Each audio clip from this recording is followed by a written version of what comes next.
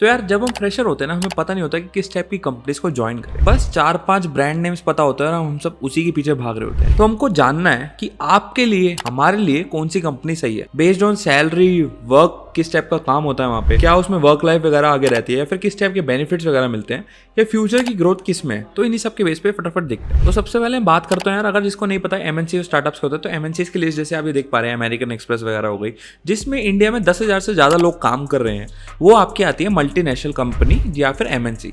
और जिसमें 1000 से कम लोग हैं, इनफैक्ट मैं बोलूँगा 500 से कम लोग काम कर रहे हैं ना, उसको बोला जाता है यार आपका स्टार्टअप।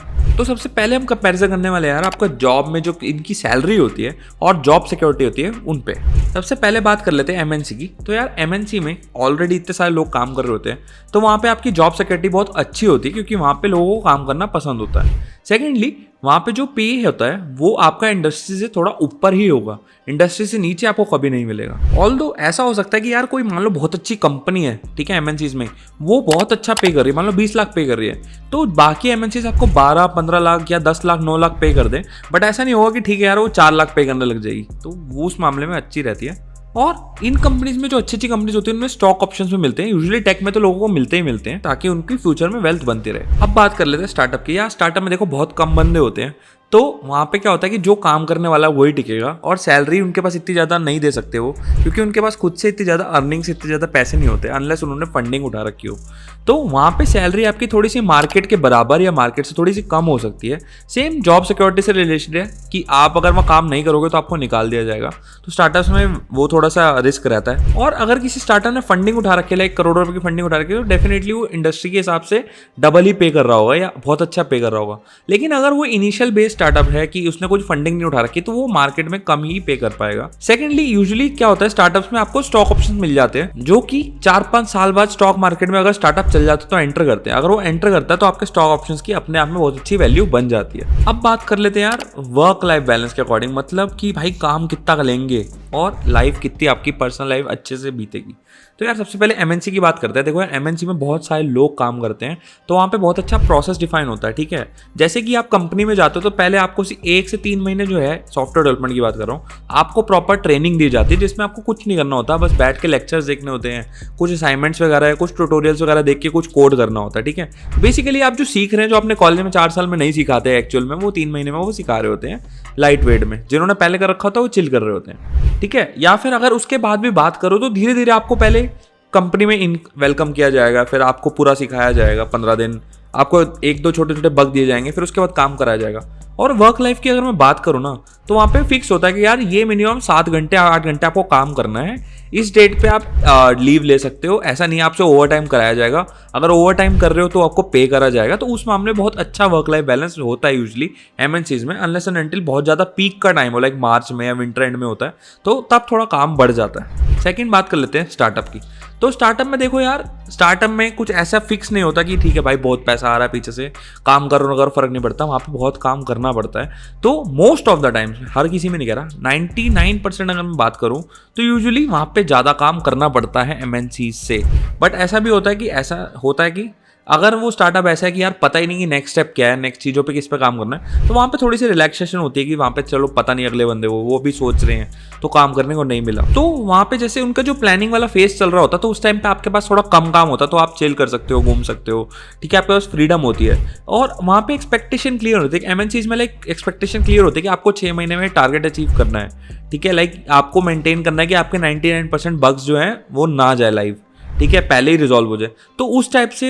लेकिन स्टार्टअप में ऐसा कुछ टारगेट नहीं होता है, ऐसा कुछ आप मेंटेन नहीं कर रहे होते, तो वहाँ पे थोड़ा सा गैप होता है नॉलेज का। सेकेंडली, स्टार्टअप्स में सबसे अच्छी बात क्या होती है कि वहाँ पे फ्लैट हायरार्की होती है यार, किसी से भी जाके बात कर सकते हो और अपने बारे में पर्सनली 1-on-1 या फिर कंपनी लेवल पे बात कर सकते हो, तो आपको झिझकना नहीं पड़ता है एमएनसीज में, जो आप डायरेक्टर या वीपी वगैरह के पास रीच आउट नहीं कर सकते। तीसरी हम बात कर लेते हैं कि किस टाइप का काम होता है स्टार्टअप में, वो आपसे एक्चुअली कितना काम लेते हैं और कितना आप सीखते हैं।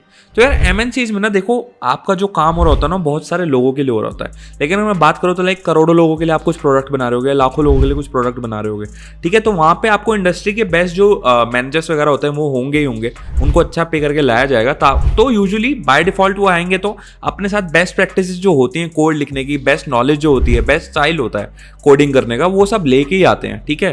तो आपको जो इंडस्ट्री की टॉप की नॉलेज है वो आपको मिलती है एमएनसीज में। और जो काम है वो आपके रोल के अकॉर्डिंग होता है, तो ज़्यादा भी हो सकता है, अच्छा भी हो सकता है और बुरा भी हो सकता है। मान लीजिए कोई सपोर्ट रोल में तो उसका काम सिर्फ बग फिक्स करना ही होगा, कोई डेवलपमेंट रोल में तो उसको ऑन एंड ऑफ काम हो सकता है बेस्ड ऑन कंपनी के प्रोजेक्ट पे, हो सकता है बेंच पीरियड पे भी बैठा दे, ठीक है, एमएनसीज। बट यूजुअली ऐसा एमएनसीज में नहीं होता, अनलेस वो टीसीएस वीसीएस की बात कर रहे हो, सर्विस बेस्ड कंपनीज की, तो वहाँ पे ऐसा कुछ होता है। But most of the cases आपको कोई प्रॉब्लम फेस करने को नहीं होती, बहुत अच्छा आप काम सीख रहे होते हैं, नॉलेज बहुत ग्रो कर रही होती है। बट हाँ, क्योंकि आप एक ही टाइप के स्पेसिफिक रोल पे काम कर रहे होते हो तो आपकी लर्निंग थोड़ी उसी लाइन में होती है, आपकी ओवरऑल ग्रोथ, ओवरऑल लर्निंग इतनी ज़्यादा नहीं होती जो कि स्टार्टअप्स में ज़्यादा होती है। अब स्टार्टअप्स की बात कर रहे हैं तो वहाँ पे यार कुछ ऐसे फिक्स्ड बेस्ट प्रैक्टिसेस नहीं होती, क्योंकि वहाँ पे आपको बहुत हाईली पेड मैनेजर्स वगैरह या बहुत हाईली पेड टेक्नीशियंस वगैरह वहाँ नहीं होंगे।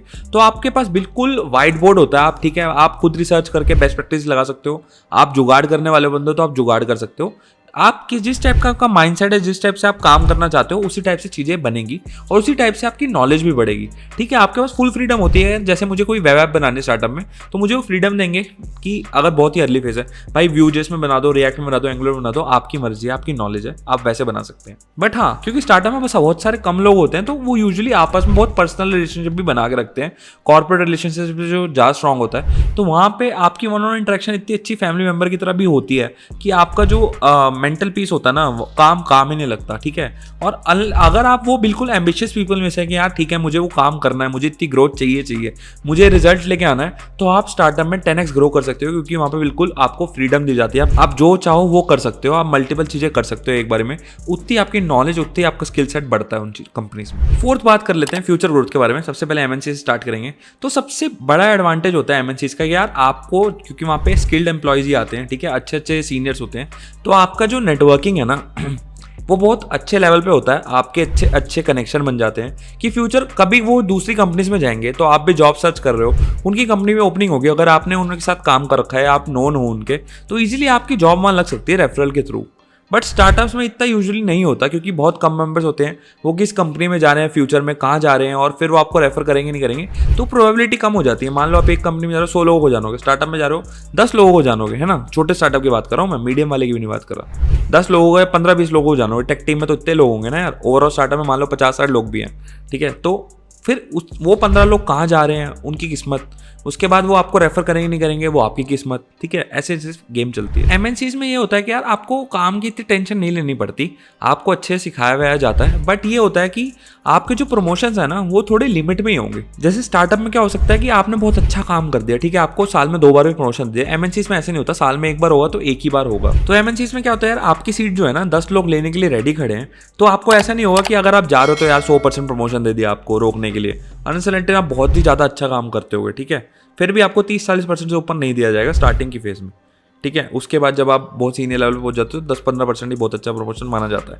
और अब बात कर रहे हैं कि स्टार्टअप्स में ऐसा होता है कि आप अगर ऑलरेडी सब कुछ जानते हो और अच्छा काम करते हो तो आपको रोकने के लिए, क्योंकि पे सैलरी ऑलरेडी कम होती है, तो अच्छा प्रमोशन भी वो दे देते हैं अगर उनके पास पैसे आ रहे हो तो। जैसे कि मैंने कहा स्टार्टअप में थोड़ी कम प्लानिंग हो रखी होती है कि अगला क्या काम आएगा, अगला क्या टारगेट है, तो आप वहाँ पे इन्वॉल्व हो सकते हो, अपने आइडिया के अकॉर्डिंग चीज़ें रोटेट कर सकते हो, ठीक है। अगर मान लिया आपके पास अच्छा आइडिया आ गया तो उस पर काम पहले हो सकता है, जैसे कि आपकी टीम डिसाइड करेगी, तो वहाँ पे आपकी जो ओवरऑल ग्रोथ है वो बहुत अच्छी होती है। आप एक बार में डेवलपर की तरह काम कर रहे हो, अगले दिन आप मार्केटिंग वाले बंदे की तरह भी काम कर सकते हो, अगले दिन आप प्रोडक्ट मैनेजर की तरह भी काम कर सकते हो, तो वहाँ पे आप मल्टीपल हैट्स वेयर करते हो, तो आपकी जो लर्निंग वाली स्पीड है ना वो 10x ऑलरेडी हो जाती है वहाँ पे। सेकेंडली, अगर आपका स्टार्टअप चल जाता है इंडस्ट्री में, मान लो 2-3 साल बाद वो चल गया, उसका नाम हो गया, ठीक है, जैसे ज़ेप्टो अभी एकदम फेमस हुआ था, तो उसमें क्या होता है, अगर आप इनिशियल मेंबर हो ना, इनिशियल मेंबर बोलो कि जब बिल्कुल स्टार्ट हुआ था 5-6 लोगों में से, तो आपकी इंडस्ट्री में वो value as a initial founding member की बहुत अच्छी बन जाती है। Like initial founding engineer, initial founder, ठीक है, उसकी वैल्यू इंडस्ट्री में बहुत अच्छी है,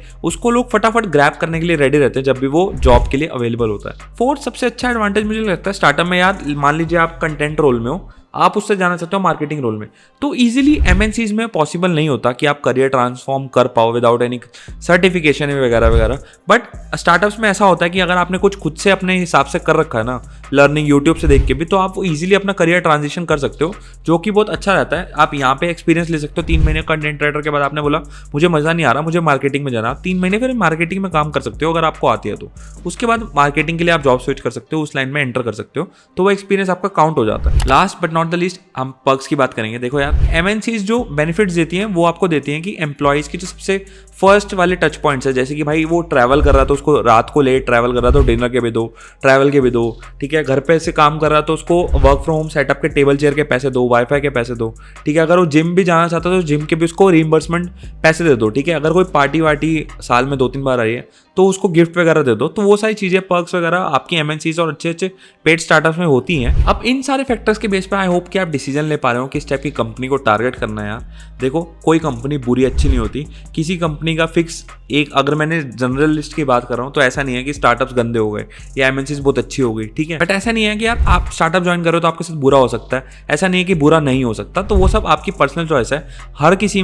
हर किसी को हर किसी फेज पे अपनी लाइफ में रिस्क इवैल्यूएट तो करना ही पड़ता है कि वो किस टाइप की उनकी रिक्वायरमेंट्स है। लाइक किसी के लिए स्टार्टअप बहुत पास है, एमएनसीज के लिए उसको स्टेट चेंज करके जाना पड़ रहा हो, तो वो स्टार्टअप ज्वाइन कर सकता है और उसके बाद एमएनसीज को टारगेट कर सकता है रिमोटली वर्क करके या वैसे ज्वाइन करके फिजिकली जाके। तो वो सब इंसान के ऊपर है। आज की वीडियो में इतना ही। अगर वीडियो अच्छी लगी हो तो जरूर वीडियो को लाइक करके जाना, चैनल को सब्सक्राइब करके जाना और कमेंट में मुझे बताओ नेक्स्ट टॉपिक किस वीडियो में बनाए। Thank you very much for watching. Bye bye.